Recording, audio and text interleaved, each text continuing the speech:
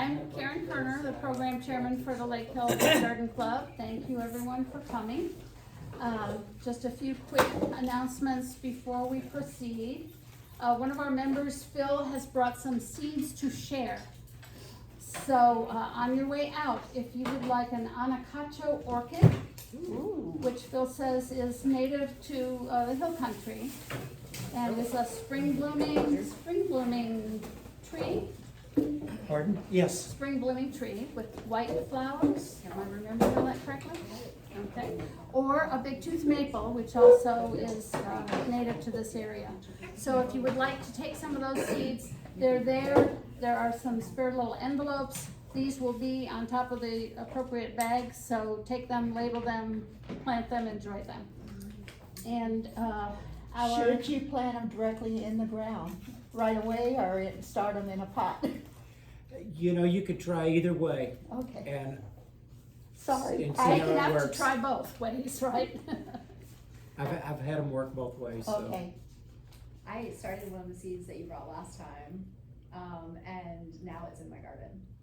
So I just transfer it. Is it the Big tooth maple anacacha did not orchid? work. The big tooth maple did not work, but the orchid did. I think the big tooth maple was the weed that I thought was a big tooth maple. Well, I did the same thing. Yeah. I'm still looking at it. It's like, is this a weed or what is this? So enjoy those. After the presentation here, we will have a little drawing, so don't just run away. Our next presentation will be the 4th Saturday of July, which of course I don't remember that date, but you can check the calendar, see the 4th. The 27th. We anticipate the topic there being how to plan your fall garden. And we'll confirm that with an email to everybody. Now, I would like to introduce our Can I make speaker. one more yes. announcement? Yes, please.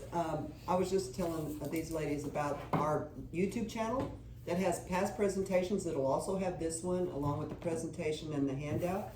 If you want to look at that later on, or you know somebody that wasn't able to make it today, like one of our executive committee members, it's just search on YouTube, Lake Hills Library Garden Club. And that's where it's at. You'll be able to find Mr. Estes' presentation from last month. Anyway, just wanted to let y'all know about that. Yeah, we do try to make these available.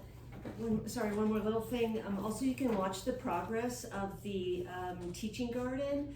The updates have started to be posted to the Garden Club tab underneath the library. So just look for pictures and words and things like that. Mm-hmm. And we're at the point now where we're starting to ask for volunteers to come in to help do the physical work of developing the teaching garden. And we'll have pop-up topics related to those steps in advancement when we install the water catchment and the raised beds, etc. Today we have Patty Zohlen. She is an expert in many things, and among them vermiculture, which is what her topic will be today, and has a lot of experience. So I'm going to leave it to Patty. She can tell you a little bit more about herself and about how she can share information with you. She's got a sign-up sheet too that she'll tell you about. Okay, thank you very much. I'm very glad to be here today. I like talking about my worms, and not everybody is interested, but I discovered that worms are very valuable, so I like to talk about them. I feel like they call me the worm lady back in Kerrville, so, and that can have many meanings, I'm sure. Anyway, my name is Patty Zohlen. I've been a certified Texas Master Gardener for 21 years, and I started out in Harris County many years ago as a Master Gardener, and at that time I was working as a school nurse. I'm an RN, retired at this point. And when I became a Master Gardener, I thought it would be really cool to have a Junior Master Gardener program. So I started one as an after-school activity in the junior high school where I worked. And I was amazed at the number of kids that were really interested in gardening, which made me feel happy. I wanted them to have something to do. If they weren't musicians, cheerleaders, football players, or whatever, I wanted them to have something else that they were interested in doing. And so I started this program. And I had the program for 6 years until I retired. And of course, not everybody will pick up the reins for you. So Anyway, but for 6 years, and during that program, I was able to certify 249 junior high kids as junior master gardeners, and that made me feel really good, so. But in the course of doing that program, we of course studied soil development, and part of soil development was learning about vermiculture. We had one of the master gardeners that we called the worm mom in my master gardener group over there, and she came and she spoke to the kids and told them, brought her worms with her and told them about the value of earthworms for soil development, and I became really interested in that. And as a result, I started a worm bin in my school clinic, and the staff did not know they were there, and that's okay, the kids knew they were there. And I had that worm bin in that clinic for 5 years, and nobody knew it. But that's how I got started with vermiculture. I just, I won't say I fell in love with the worms, but I fell in love with what they mean to our soil and to the world and to our plants. And so that's how I got started doing this. I just want to recognize my husband is sitting over here, Paul, and he is my transportation every place and is a very patient man. He's heard me talk about worms forever, and he lives with them. So I thank him for being here and for supporting me in doing this. Okay, well, let's go ahead and get started. First of all, let me clarify, vermiculture is actually a word that is it's the word you apply to growing worms for a purpose. It could be you're going to use them for gardening purposes, it could be you want to take them fishing, but that's what vermiculture means. But vermicomposting is what we're more interested in, and that's a process of using plant waste or organic vegetative waste, and the worms turn it into a product that can be used in your garden to improve the quality of the soil. So that's what we're going to talk about today. As you know, especially since you had a speaker last month on composting, as you know, compost is very valuable for your garden soil. And so vermicomposting has also got some other attributes to it. And number one is conservation. You're actually reducing the amount of vegetative waste that's going into landfill or down the garbage disposal into the water treatment system or your septic tanks or whatever. And so it does reduce that. And then it's being recycled into a useful product, which is your vermicompost, which can be applied then, reused in your plants, in your growing medium, and improve the quality of your plants. And this makes your plants healthier, and you continue that food web cycle then. So conservation is one advantage. This touch screen is a new thing for me, so I'm learning on it. Okay. Did it go? Yes. Oh, okay. Okay, other advantages of vermicomposting. First of all, it increases your soil fertility, which you've kind of already heard about. But they're like little bioreactors. They take in this organic material and turn it and use some of it for their own body processes. And then what they don't use, they actually excrete into the soil. And in the course of doing that, they also excrete beneficial enzymes such as phosphatase and cellulase. And they also have discovered that earthworms have a gland in their digestive tract called a calciferous gland. And this converts calcium into a form that is more easily absorbed and utilized by plants. And this is beneficial to things particularly like tomatoes. If you've ever had blossom end rot, that's a result of a calcium deficiency. And so this helps to alleviate that problem. They also excrete, of course, the material that they haven't actually absorbed themselves. They excrete that in the form of casts. And with that, they excrete mucus. And the mucus actually does several things. It helps to make the nutrients stay placed in the soil a little better rather than them running off when you water the ground. The mucus helps to keep that there in the soil. And that also helps to reduce the number of pathogens and heavy metals in the soil by converting those into inactive forms. the humic acid that is formed as a result of your composting medium turns it into, or it binds up some of these heavy metals so that they can't wash away and run off into your plants and into the water system. Another thing is that the aerating the soil. Worms do move through the soil. That's how they live. That's how they feed themselves. There are several kinds of worms, and we'll talk a little bit about each of them. The epigesic worms are the ones that live in the top layer of the soil. The very top, they eat up all the leaf litter and all that stuff that's at the top of the soil and turn that into compost, or produce casts and turn that into compost. The endogesic, those are the ones that move in kind of a horizontal pattern under the soil. They're down probably, I'd say 6 to 10 inches under the soil. And if you're ever digging your plants up and you pull up a root system and you've got all these worms in the root system, that's the type of endogesic worms I'm talking about. They kind of hang around underneath the soil, and that's where they get their nutrients and things. And then the anisic worms are things like those night crawlers. They burrow. They burrow vertically, and they create the bigger burrows in the ground. They're not very good to use in a worm bin because of the burrowing, and they also need deeper soil or a deeper area to work in. So that's not, we'll talk more about that a little bit later. Which ones do the red wigglers fall in? They fall in the epigesic. Yeah, they're Icenia fetida and Icenia andrii. They're red wigglers, and they're all epigesic. Those are all epigesic worms, and they work real well in the worm bins, and we'll talk more about that in a minute too. Okay, so aerating and the extra nutrients and the other attributes there are all listed there. Let's see.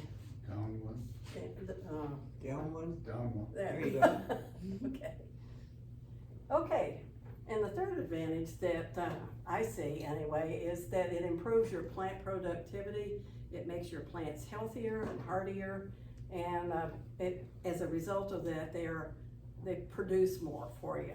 And an example of that is the picture over here on your right. Those are turnips that were planted by the Biological and Agricultural Engineering Department in North Carolina State University. And what they were trying to determine is whether vermicompost made any difference. And what they did is they planted 3 plots with tomatoes. The first plot, not tomatoes, turnips. The first plot had no vermicompost added to it. The second plot had 10% vermicompost added to it. Third plot had 20% vermicompost. As you can see, and they all grew, they were planted at the same time, the same size, and you can see the results. That third turnip is obviously larger and more healthy looking than the first one. So it's obviously got some benefits there. Another thing I have noticed is that it does improve your hardiness of your plants. Remember, for the last couple of summers, I don't know down here, but in Kerrville anyway, we've had days and days and days of 100+ degree temperatures. And we were put on water restrictions, which we're still on, by the way. And so the plants, I thought this is just gonna wipe them out. But I could hand water, so I did hand watering, and these plants are the ones that were still blooming in the summer under those conditions. And the only thing I can attribute it to is the fact that I did put vermicompost into these beds in the spring. So they had that advantage over other places in the yard that didn't get that and didn't look as good as this. So there is that. These also, remember in 2021 when we had Winter Storm Uri and everything froze and we had snow and everything, and it was like we were living in Antarctica. Anyway, the plants that you see in these pictures, every one of them froze literally to the ground. They were down to the roots, practically. There was nothing left, and I thought, well, that's that. And I thought, well, I'll just wait till spring and go ahead and pull them out and then replace them with something else.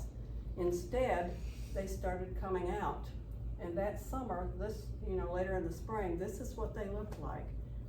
They came back, and again, I had amended those beds with vermicompost. So I think they had that extra boost to keep them from totally dying out.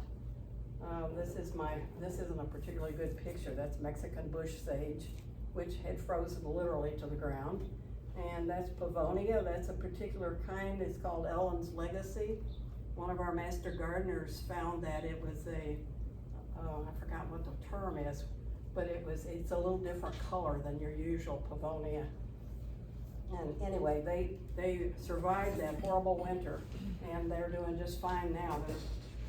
They're still in good condition. So those are all some advantages. Makes for healthier plants, gets rid of vegetative waste that you don't really want going into your water systems and stuff, and makes things a lot happier with vermicompost. So now that we know some advantages to using vermicompost, let's talk about making a vermicomposting system. Now, the first thing you're gonna need, of course, is a structure to put it in, then your worms, and you need to know how to take care of your worms, what they need, and then you're gonna need to know how to harvest your vermicompost. And we're gonna cover all those today. Okay, first of all, when you pick out a vermicomposting bin, you need to find something that's gonna work for you. You wanna make sure that it's just the right size for you. You can use vermicomposting bins in an apartment, very small ones, and you can use that compost to put into house plants or container plants. You can use vermicomposting systems in much larger areas too. So I'll show you some examples of that in a minute. But so you need to make sure it's something that's going to be appropriate to your lifestyle.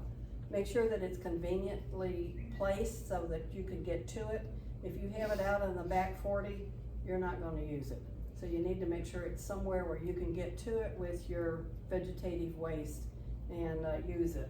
You want to make sure it's aesthetically compatible. The reason I'm chuckling is because sometimes you don't want to use it in places that you think it would work. For example, there was a man who wanted to put his worm bin in the living room and use it as a coffee table. And his wife said, I don't think so. And so it was not aesthetically compatible with their lifestyle, so he had to move it someplace else. So you want to make sure that it's that, because if it's really ugly, you're not going to keep it. So if you're serious about this, keep these things in mind. And you want to make sure it's safe for the worms, because some materials just are not good for worm bins.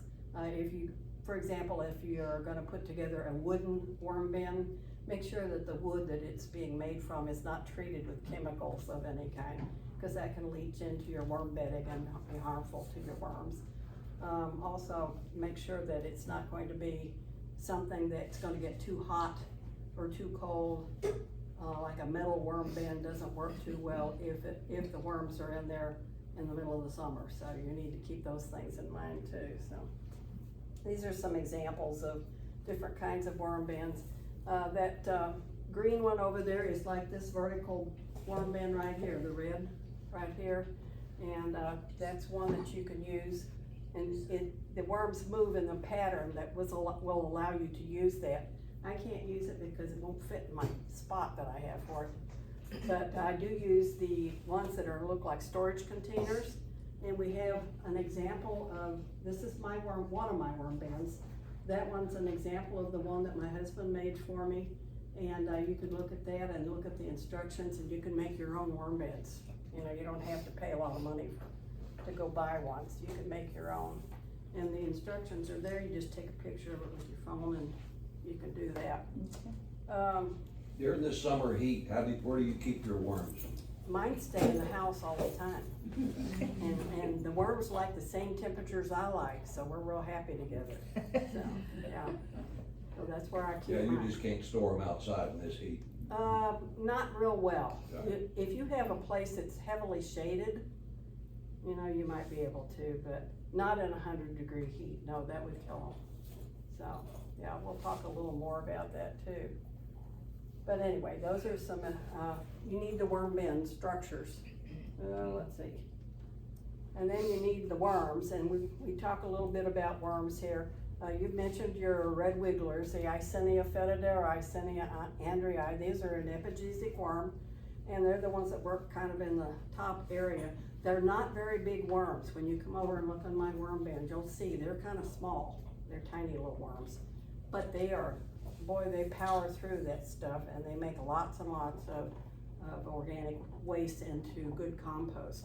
So don't think that the size of the worm is what's important. It's the type of worm and how it works that's important. So this is the one that I most recommend for worm bins. Now there are some that you really shouldn't use in worm bins. This Lumbricus rubellus, or a red earthworm. It's also called a dilong. It's a non-native invasive worm from China. And these are okay for fishing, but they don't make really good worm bin worms, so I don't recommend those in a worm bin. Let's see. Yeah, just touch it and scroll up. Scroll touch up, okay. No, the slide. Oops. So if I There go it to the went. hardware store or the bait shop to get worms? You can get them from a bait shop, but those worms tend to be, let's see, it's this one. And then when you go to, I'm pretty sure. They're night crawlers, ones at the bait shop. Yeah, those are not good worms for a worm bin. And that's the one you were on, and there's Okay. another one. Alright, yeah, this is a Lumbricus terrestrius, or a Canadian nightcrawler. Also, it's not a native worm. And there are, those worms are anisic worms. Those are the ones that burrow, up and down. And they're not good for a worm bin because the worm bins aren't that deep in the first place. And they're not as efficient at turning vegetative waste into compost either. They're not as efficient as those as the red wigglers are. So I wouldn't use those in a worm bin. Now, where did that slide So go? the next, you can kind of see the orange bar is the Oh, next one. okay, Yeah. alright. Alright, now these are worms that you want to avoid, period, and if you find them, kill them. They're called Asian jumping worms, or crazy worms, or snake worms. And the reason they call them that is because they congregate in groups, and if you disturb them, they're just all over the place, Unlike a regular worm that just kind of creeps around, slowly. These things just are all over the place. And they're invasive. They came in from either Korea or Japan. They're not really sure. And the problem is that they are destroying our forest floors in the Northeast and in the Midwest. And what they do is they're on the surface of the soil. They eat everything on the surface of the soil, and they leave the soil basically bare.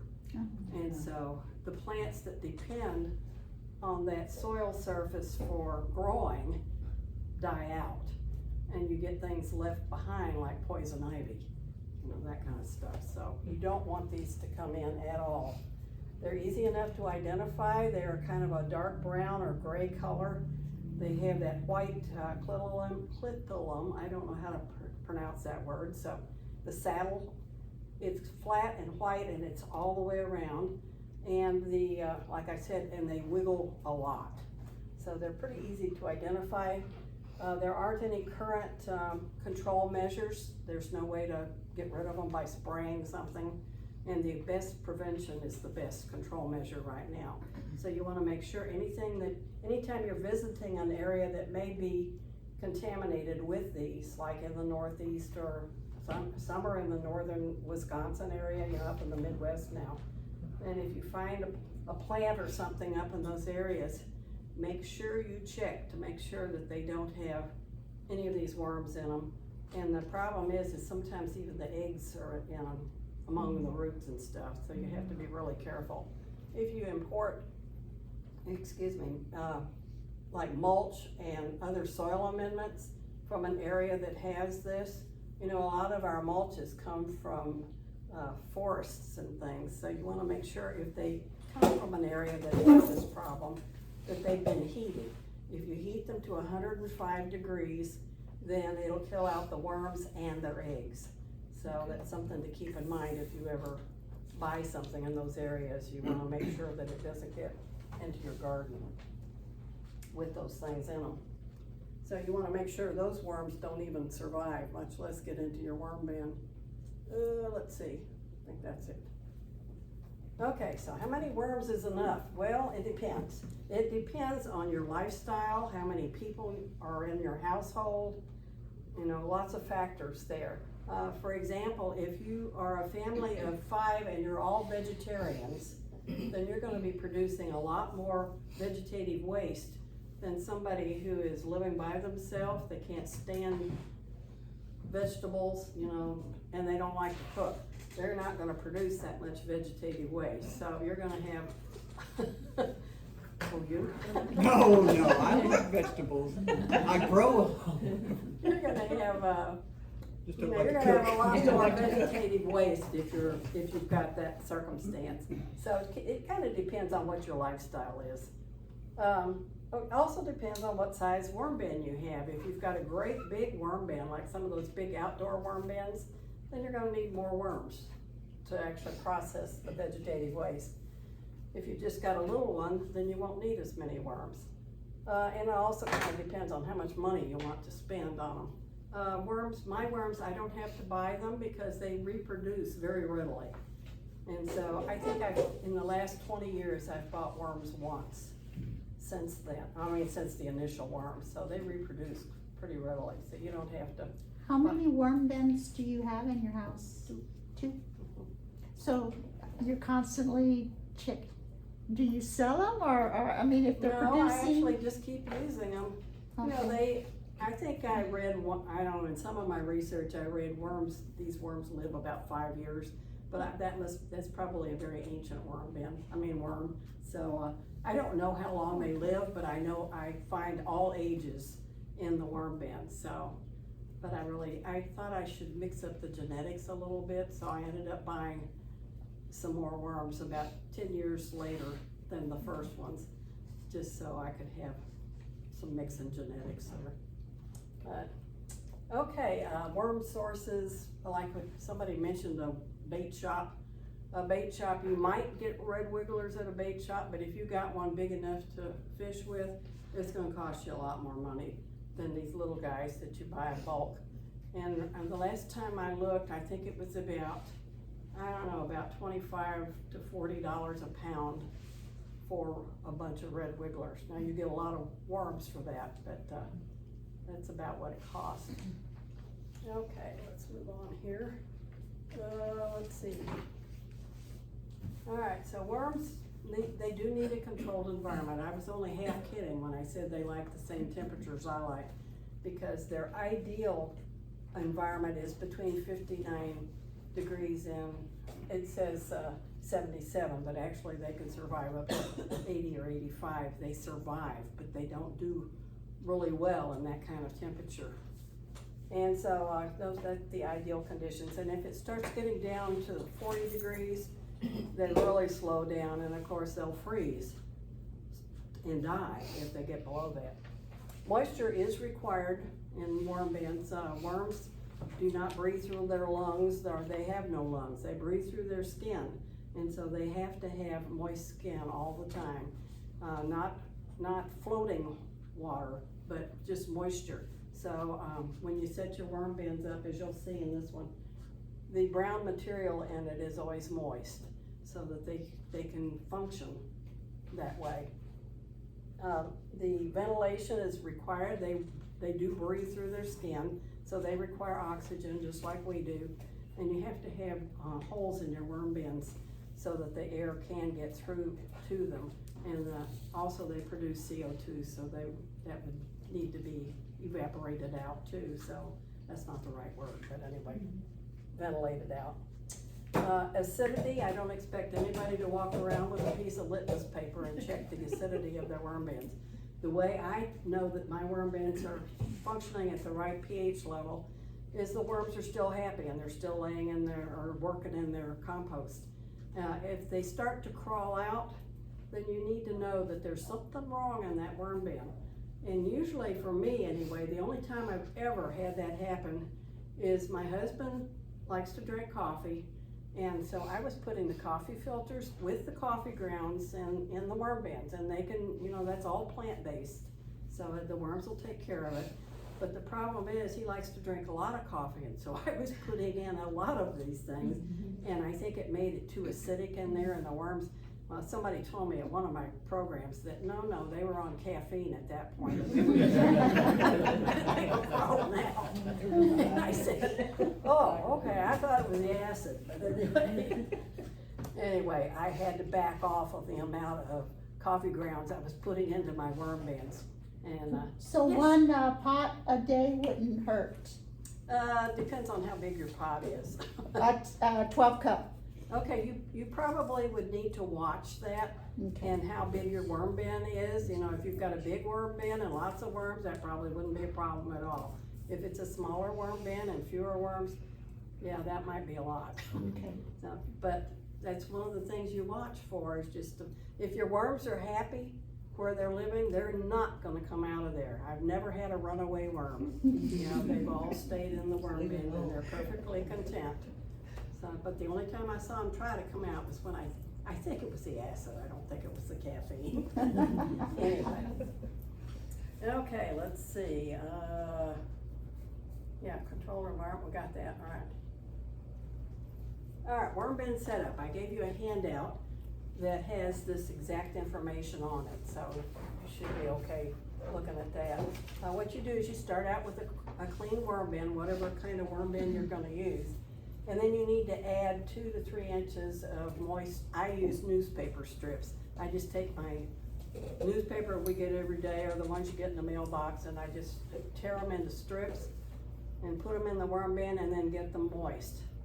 You want to have no more than about 1/4 of an inch of water in the bottom of your worm bin, but you need to keep all that brown material moist.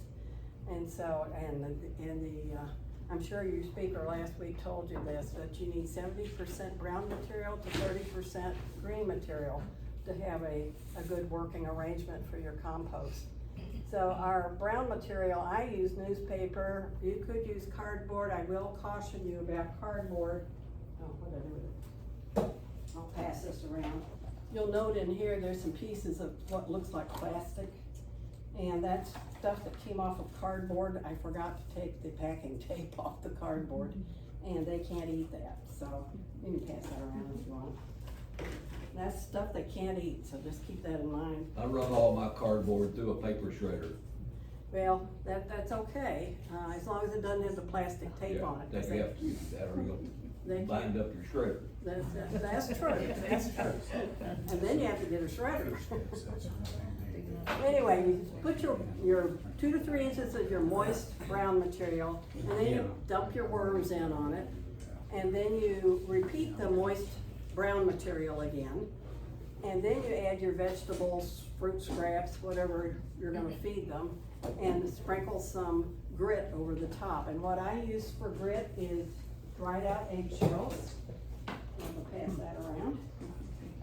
And I use this, you note I'm recycling a lot of stuff. This is part of my conservation here. These dried out eggshells, I wash, just rinse them out. You don't have to wash them, just rinse them out. And then let them dry, and then I stick them in a food processor. I have one specifically I use for projects, and that food processor turns them into this grit. And the reason you need grit is because worms don't have teeth. They're kind of like birds. They have a crop, and they have, you have to have the grit in order for the crop, the food in the crop to be ground up to a size that it can be digested in their intestines. So you have to have grit in there along with the food itself. So the grit that I use doesn't cost me anything other than buying eggs, which I eat. And that's, you know, makes a perfect grit. So that's what I use. So you can get regular, I think I have some in here. You know, you can buy grit, but I don't see any need to do that. You know, they've got this is mineral rock dust, you know, that kind of stuff. But I just make my own, and the worms seem to be happy with it, so just leave it alone. Okay, you've got your food in there now. You want to sprinkle that grit over the top of the food so that when they take in the food, they've also got some grit. And you don't have to do that every time you feed them. just when you're setting up the worm bin, and maybe later on if you're adding more stuff, you know, when you're adding a lot more stuff. Then you repeat your moist newspaper strips. You notice there's 3 moist newspaper strips layers in here. And then at the very top, I put dry newspaper strips. And the reason I do that is because the only complaint I've ever heard about worm bins, oh, I get fruit flies in them. Well, you don't get fruit flies if the fruit flies can't find the food. So you put this dry newspaper strip layer on there, and they can't smell it. They can't smell that food in there. And I have never, in the 2 decades I've been doing this, had fruit flies. And it's because, I'm convinced it's because the dry newspaper strips absorb any odors or anything, and there's just no fruit flies, so. Also, as far as the fruit flies and absorbing the odor, I assume since you keep it inside, you also don't smell any odor coming. No odor at all. When you open this up, you may have kind of an earth smell to it, and I'll pass along. Oh, I should have started these too. This has actually got the red wigglers in it. That's on there anyway, and you can pass these around and look at them. You can dig down there. They're kind of shy. They don't come out. Me too. And this is the vermicompost. I just harvested this, so it's pretty wet still. And it has kind of an earthy smell to it. But y'all can take a look at that. So when your bin is in your house, is the lid on it? Mm-hmm. Okay. So Yeah. that would help with the smell as well, right? I mean, Yeah, the fact that. there is no smell. When you open it up, you really Right. don't smell anything. Okay. Yeah. 'Cause my dogs and cats would be digging in it, you know. 0.5 seconds. Well, you do have to avoid that. Yeah. Okay, and you asked about my bins, that's where I keep them. They're in a knee hole in the kitchen desk. About, Handy. yeah, just a few feet from my kitchen sink and the counters, so that when I'm chopping the food up or scraping plates or whatever, and if there's no meat products or anything on it, then you can put anything in there. And it's very handy to have. So we just lift the lid and throw it in there and put some moist newspaper on it, and voila, it's turned into compost. I know, cereal is probably not something you should put in there, or can you? You can put- Dry cereal, Dry cereal can go in there as long as it has no animal product on it. okay, So you wouldn't wanna put it in there if it's been soaked in milk, right, okay, I just was kinda curious. Yeah. What about sugar itself, if it's a sugared cereal? I don't think sugar comes from a plant. Okay. As long as it's plant-based, it's okay. But, but no animal products. Anyway, you note that I keep mine in the kitchen. That one right there was another, that's not mine, but she put it in a cabinet.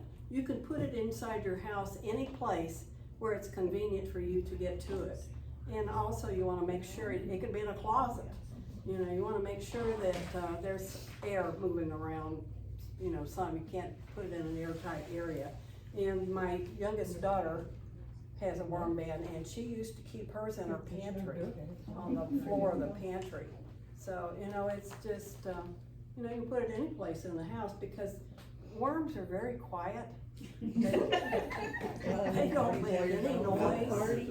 No parties.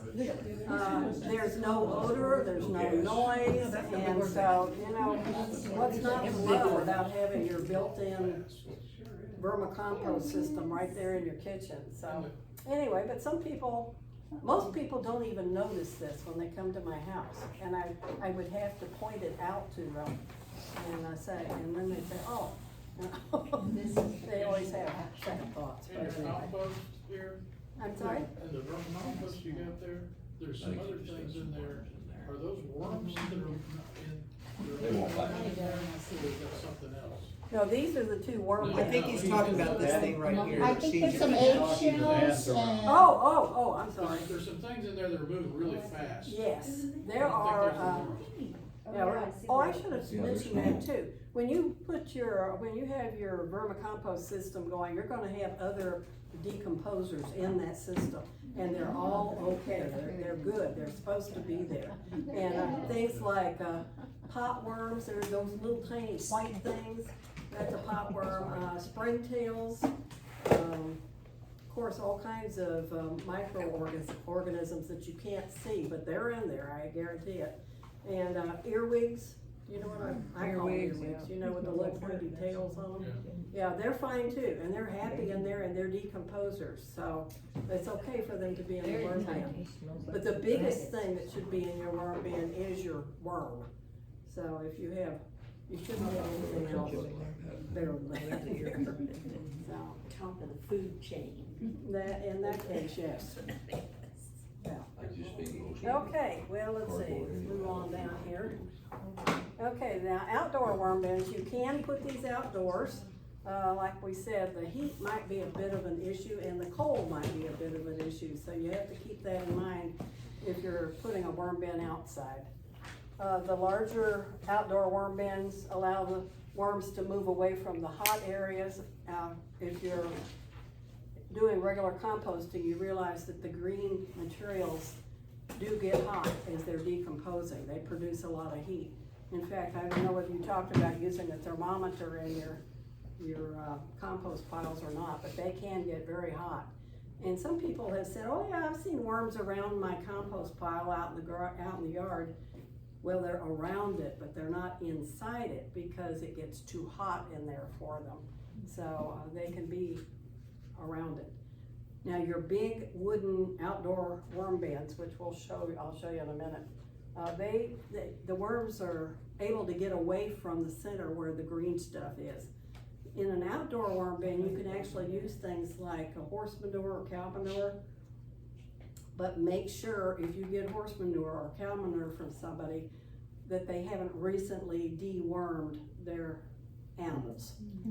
Because somebody I know forgot to ask that question and lost their entire worm group. Because deworming means getting rid of the worms, and that's all worms, so anyway, make sure about that.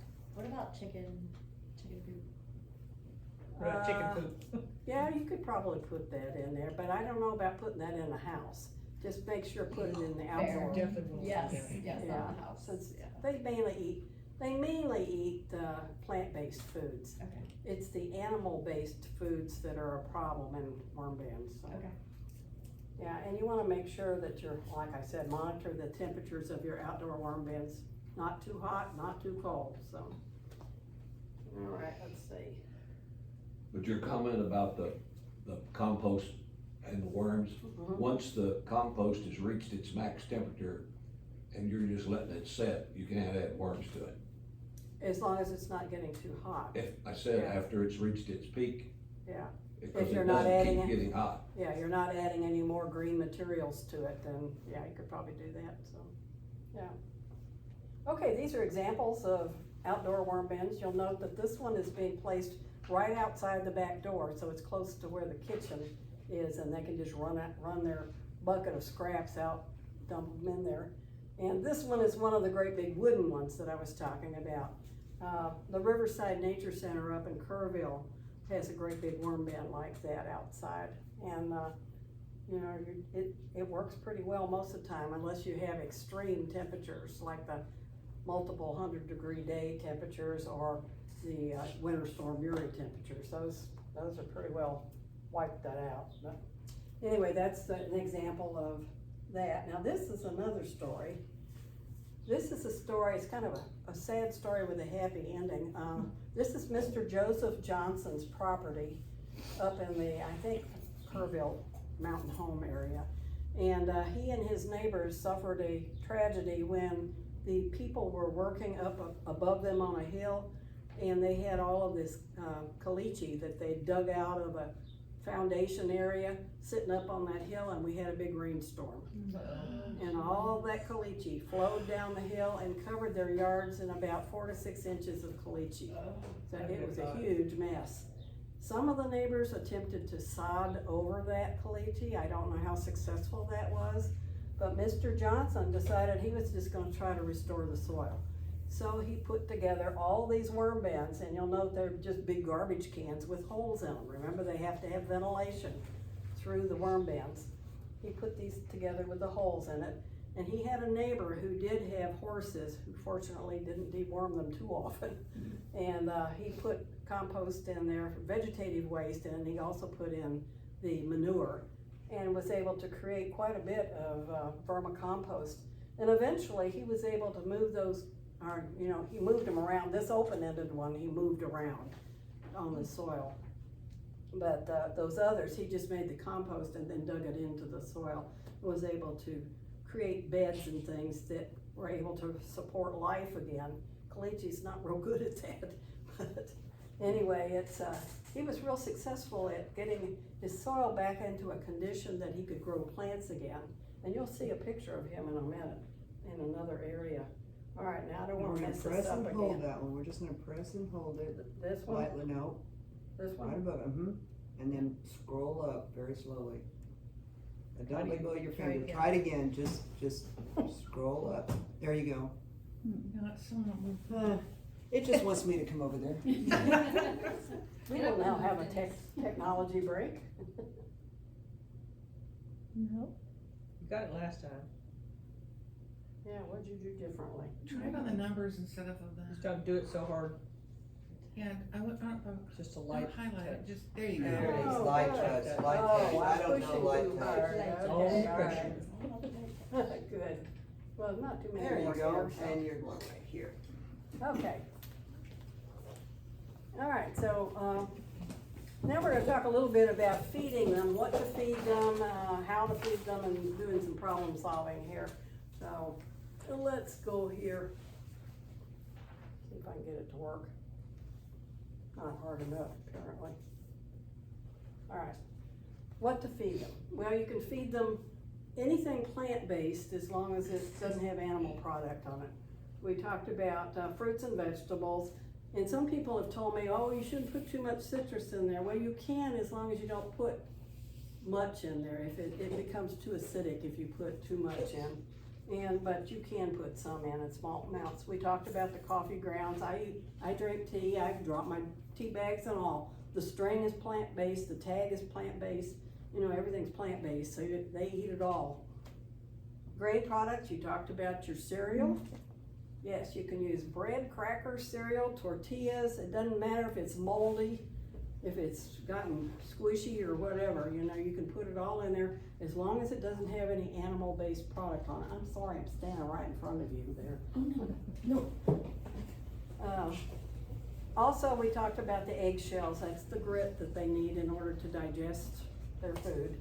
And then I want to point out that if you're going to put anything in there that has seeds in it, you might see a reappearance of those plants all over your yard. So when you, for example, I've grown tomatoes in all kinds of pot plants because I didn't take the seeds out. So make sure if you're gonna put in cantaloupes or melons or whatever that has seeds in it. Bell pepper. Yeah, bell peppers. All those seeds need to come out of there, otherwise they will make a reappearance because the earthworms cannot digest those big seeds. So you need to keep that in mind when you're putting that stuff in there. So, okay, so how do you, well, let's see. Oh, these are the things that you should avoid. And the reason you should avoid animal products is they will, the worms cannot digest those very well. And they'll sit in there and putrefy, and you'll get a really foul smell. So don't use them in your worm bins. And, excuse me. And also know, somebody mentioned about their dog or their cat getting into it. You'll have to make sure they don't. Actually, unless they like to eat vegetative waste, they probably won't get in it. But you don't want to use dog or cat excrement because they have undigested animal product in their food. And that will also putrefy it, it'll smell bad and so on. And also some of the things that are in their excrement are pathogenic, and you don't want that in your garden, so. I already mentioned about making sure your animals are not dewormed right before you use horse manure or cow manure. How do you feed them? Well, we've talked about the 70% and 30%. The way I feed them is you bury the food scraps in one section of the bin, and along with some the newspaper, the moist newspaper. And then the next time you bury it, you put it in another section of the bin. And you just keep moving it around because the worms will follow the food. And so you can do it that way, and that will mean that your worms are all on one side. They keep moving through the bin. Alternate the sections, and always remember to cover your food scraps with your moist brown material, so that you don't end up with bugs in there. Alright, problem solving. When you're feeding your worms, it's the best time for you to kind of evaluate what's going on in the worm bin. Like I said, that one time I found some worms crawling up the side, and that was because I was giving them too many coffee grounds. But is there a foul odor? If there is, it could be there's rotting food in there, and that means that you're either overfeeding them or you're feeding them the wrong kind of food. If there's food left in there and it's not being processed properly, you probably are overfeeding them. And that means that you need to get another worm bin and put in a second worm bin and process all of that food that you're eating or putting out. Is your compost too wet or too dry? I mentioned that you don't want more than 1/4 of an inch of water or moisture in the bottom of your worm bin. If it's too wet, it's easily alleviated. All you do is you tear up some dry newspaper strips, put them in there, and soak up the extra water. It's easy. One time my husband and I went out and picked peaches, and we decided to freeze all these peaches, so we had peeled them all, blanched them, peeled them, and sliced them. And we had a big bowl full of peach peels and juice. Well, I knew that if I put all that juice in this worm bin, it would be a problem. So I just put newspaper strips in with the peach peels, soaked them all up, and dumped the whole thing into the worm bin, and the worms had a party that night. So that's the way to handle that. And as far as it being too dry, they do have to be kept moist. And you spray if it gets too dry on the top, you just spray it with a spray bottle with water in it. Or I'm too lazy to do that. Besides, my arthritic hands hurt doing that sprayer. So I just use a container of water and take it and just fling the water around and make sure that the newspaper all gets wet. So it's easily remedied. Are the worms trying to escape? Well, if they're trying to escape, there's several things going on. They're not happy in whatever environment they're in, which may mean that you need to go ahead and harvest your worms and harvest your compost, because after a while they don't want to live in that same compost. It's not doing them any good anymore. Is there more bedding needed? You would be amazed how much brown material these worms eat. It's just incredible. You'll put it in, and 2 days later you need to put some more in. So they go through it pretty fast. So it's a good idea to make sure you keep plenty of brown material on hand. Is it time to harvest? Well, I have a couple of ways to determine that. One is if for some reason the worms are trying to escape, which I haven't had that problem. My measure is, can I move the worm bin anymore? It gets to be pretty heavy. And so I try to make sure I take care of it before it gets like that. If there are more castings in the worm bin than there are food, then it's time to go ahead and harvest it. So how do we harvest? There are several methods. These are the 4 I'm going to talk about, and I'll talk about one a little more in detail, but these are the 4 methods. The natural method is the one where the worms do most of the work, and you just have to have patience. What you do is you put the vermicompost bedding to one side of the worm bin, and then on the other side you put in fresh bedding with the food that you're planning to feed them, and cover it up with some more moist brown material. It takes a little time, may take a few days, but they will move over to that bedding and to that food. They are going after their food. So then you're free to harvest what's left on the other side of the bin.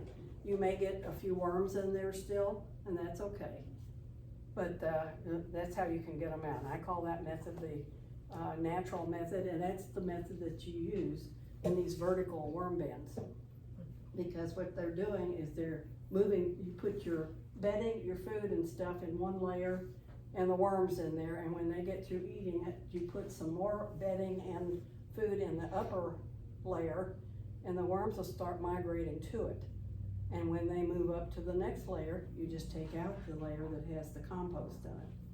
And you just keep repeating that, so that's the method used for that. This is another method. It's a mechanical method, and basically you put the compost and the worms on the screen there, shake the bejiggers out of it, and hopefully the compost will fall through the screen and you can get some good vermicompost in the bucket there, or your wheelbarrow. I haven't really liked to use this method for two reasons. First of all, I think it's hard on the worms to shake them around on a metal screen. But the other is that it's, as you can see in that compost that I passed around, it's pretty wet. And when it's that wet, sometimes it clogs up the holes in the screen, so it makes it harder to get it through it. So I haven't really used it. Now in places where they have a bigger worm production, like Uncle Jim's Worm Farm or something, they have devices, mechanical devices, that'll do this for them. But that is one way to do it. Let's see. And then there's the light manual method. That's me with doing the light manual method. And this takes a little time to do. It works real well. The worms are just happy as can be when you're doing it. And what I do, just recognize that worms they try to avoid light. They don't have eyes, but they do have light sensors. And they try to avoid light, and so you take advantage of that characteristic by using this method.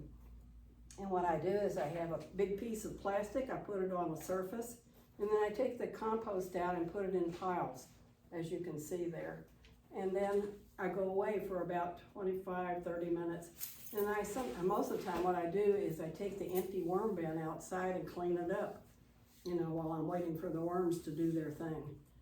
And then when I come back in with my clean worm bin all put, set up, then I pick up the pile of compost, turn it over, and there will be a clump of worms in the bottom of that compost pile. So I just take them out, put them in a container, and put the compost into a bucket. And that's how I end up with a bunch of compost and a bunch of worms. And then I reset up my worm bin like I told you on that sheet, and I put the worms back into the worm bin, and we start the whole process all over again. So that's the light manual method. Now it does take a little time to do that, especially if you're doing it by yourself. So I try to get help. Some is more enthusiastic than others. That's my youngest daughter, our youngest daughter, and she actually has a worm bin, and that's the one that keeps it in her pantry. But she's not real thrilled at helping to separate the worms out.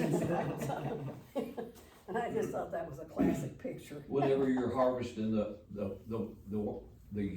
byproduct there and you've got the worms, are you always adding all those worms back into your bin? Or are you moving some of those out to the garden? Well, not on purpose, let's put it that way. The compost that in fact, you probably saw some worms in that compost there.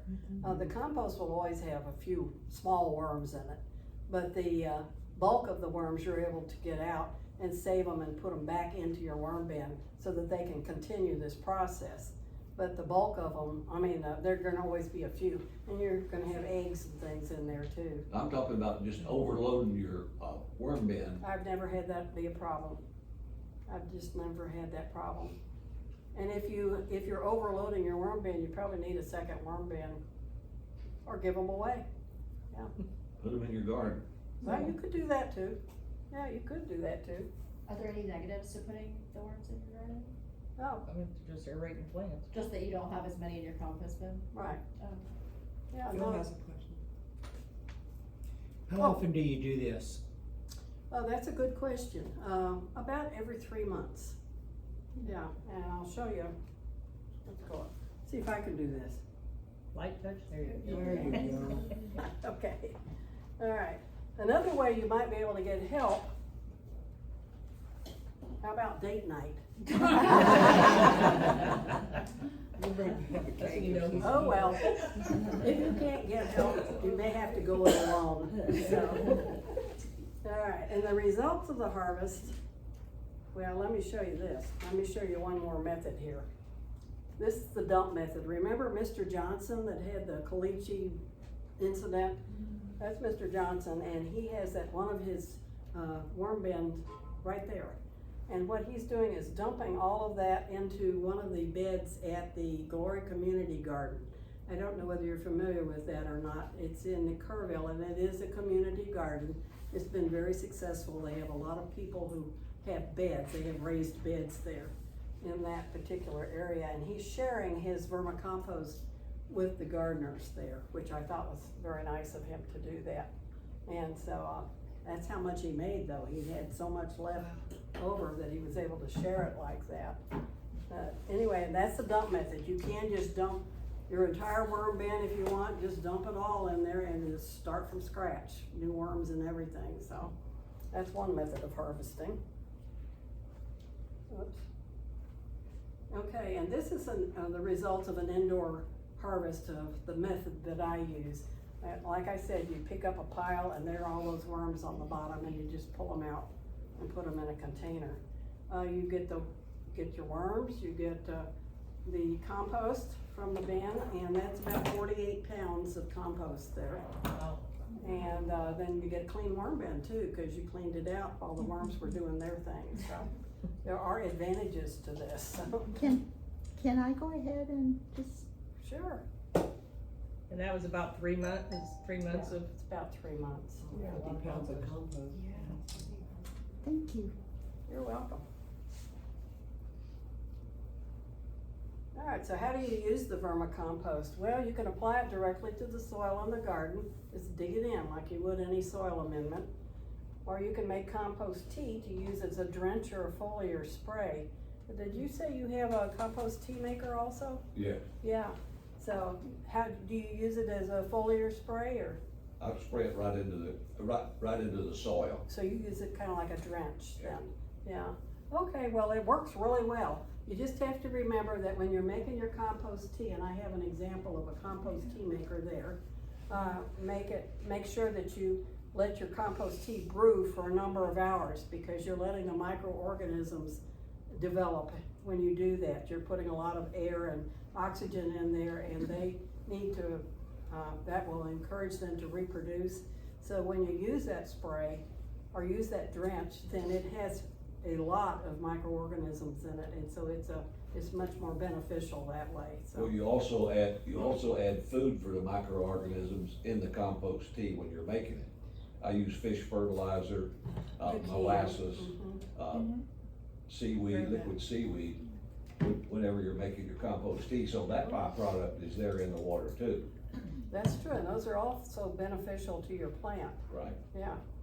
And you can use, what you use is, you'll see in the setup there, you put your vermicompost in a bag and hang that inside your water, and then you have these air stones in there that are brewing it. So, yeah, but you could definitely add those other things too. That would be very good. Okay, and the other thing is you can just keep it in a container and use it as with your potting mix when you're potting up plants and things. You can keep compost for, I would say at least a month, 6 weeks, but realize that the longer you keep it, the less effective it's gonna be, because your microorganisms are gonna start dying off without the extra food coming in. So, and never put it in an airtight container.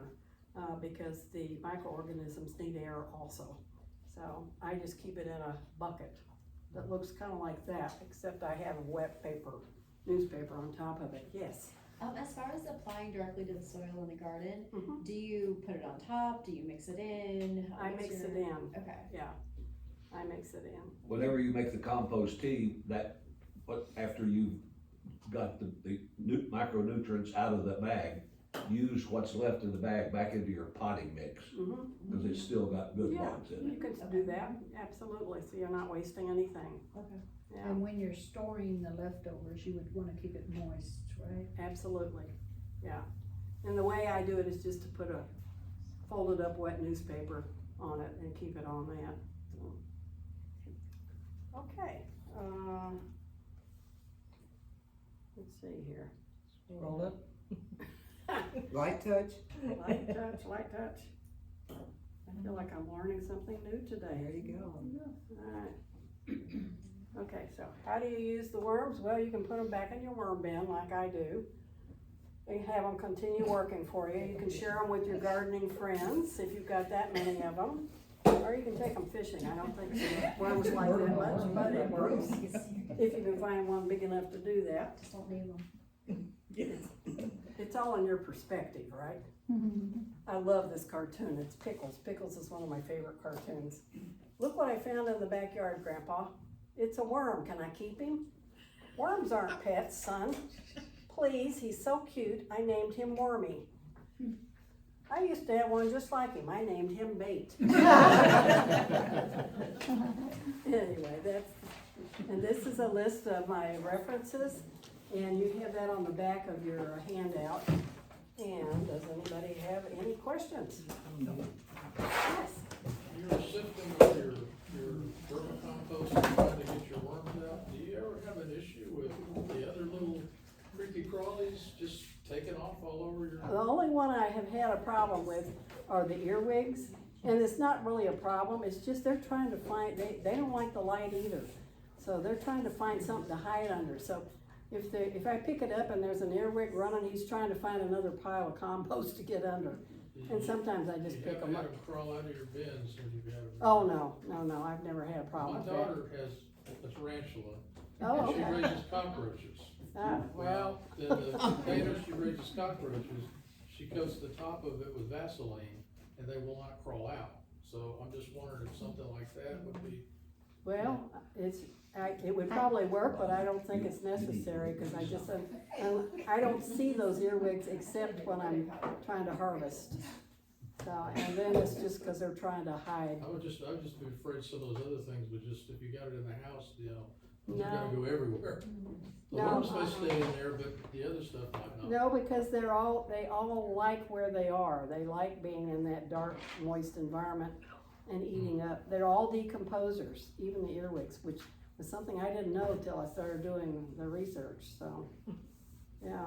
But no, I've never had a problem with that. I have had, once in a while, very rarely, I'll get those big palmetto bugs, you know, those, Oh, yeah. that Big look like cockroach giant looking thing. roaches. Yeah. Once in a while, one of them somehow slithers in there. I bet I've had that happen once or twice in 10 years though, so you just take them out, get rid of them. So, but no, I've never had any of those critters, cause they like their happy home. So they like where they are, they don't wanna get out. Any other questions? Patty? Oh, I'm sorry. Where do you get your worms? My original worms I got from a man, George Damoff, I think his name was, and he was a professor at a university over in Jefferson? Marshall. He was in Marshall, Texas. I went to a Master Gardener state convention in Marshall, and this man gave a talk, one of the presentations that we had at the convention. And I was so intrigued by it that I went up to him afterwards and said, do you have worms that I can get? And he says, yeah, if you wanna come get them. And so I went to his house, and Paul was with me too. Went to his house, and I sat in his backyard on a bucket with a pair of gloves and pulled worms out of his compost pile and put them into a container and took them home. And that's where I got my first worms.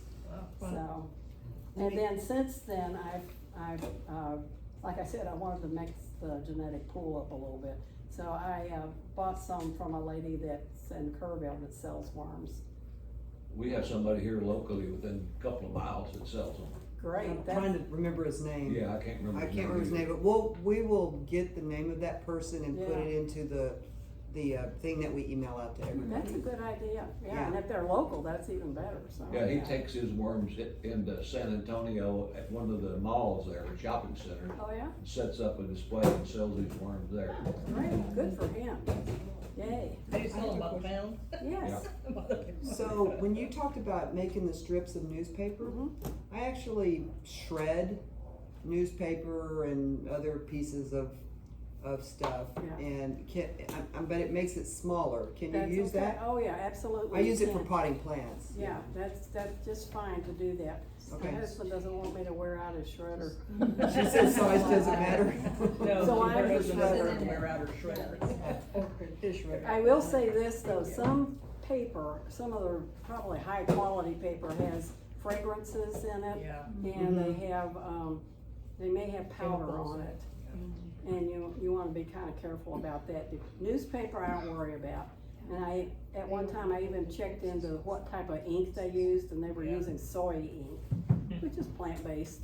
Right. So, I just wanna kinda keep an eye on what's on the paper. But colored, black, white, doesn't really I matter? or- prefer black and white. I will Okay. use the funny pages out of the paper if necessary, Okay. but I'm not familiar, I'm not sure about those dyes, Okay. the inks that they use for that. Almost all so the inks that newspapers use are soy-based. They're all soy-based. You'd be surprised with a regular office, shredder, that you can run cardboard strips through them all day long. Really? They'll do it. Like cardboard boxes from Amazon? Yeah. I just cut them in strips and run them through. Huh. Just make sure you get the I packing got tape lots of off. them. Yeah. Or those plastic, label things, you don't want, worms can't Be eat careful plastic. with cardboard, 'cause it's And I wouldn't think you'd wanna use those, got chemicals. the really high gloss color flyers That's that true, you get. because, yeah, you're That- absolutely right. Probably not a Those good are idea to use plastic those. coated. Okay. Those shiny magazines and things, they have, Yeah. Plastic coating on them. Don't It's use not those. very thick, but it's still plastic, so I Exactly. wouldn't use those. Amy, you still selling granola? Any other questions? Well, thank you very much for inviting me down, and I enjoyed talking to you. Thank you. Please feel free to come look in the worm. This is a active worm bin, one of them. That's an empty worm bin that you can use or look at, and compost tea maker and vertical one. And where's the sign up? Oh, yes, I forgot to mention that. I have, Julie's Texas tea maker is, it's a little more, Actually, information about making compost tea. And if you'd like to have a copy of that, I will slime gladly left in email them, it just to put it you. in the oven But you need to give me your name and your 250 email address. Okay. hours. Do we have to let you know now, or just put it down and you'll Just put email it down, Okay. and I'll email it to you.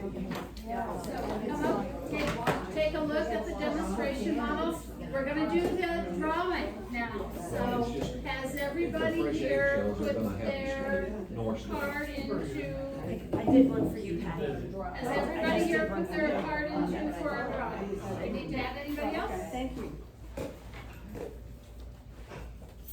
Oh, well, you should have one. You should have one so that we can read the number. Does anybody need? Okay, we've got 3 prizes. I've got 640055 and yay!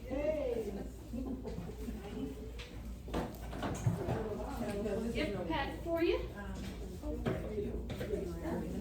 Thank you for coming. And prize number 2.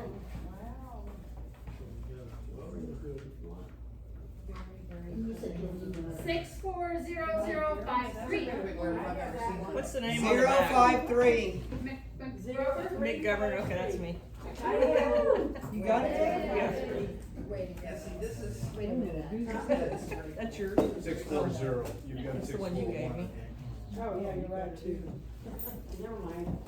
I've never heard of this before. Congratulations. And one more. We're happy winner. And do remember that we've got these seats if you wanna, pack up a couple of seats from Phil in the, Oh, I'm sorry. you're fine. In your envelope, 640331. Wow, let's check mine out. Oh. Hold on. Whoever got it right before me, because I'm ready too. So there. 64056 is mine. 331? 640331. I wonder if it's Mr. Estes. He didn't take it. Oh, he didn't? Okay, Okay, we're Henry? gonna go once and twice and three times, check again, 640331. Going once.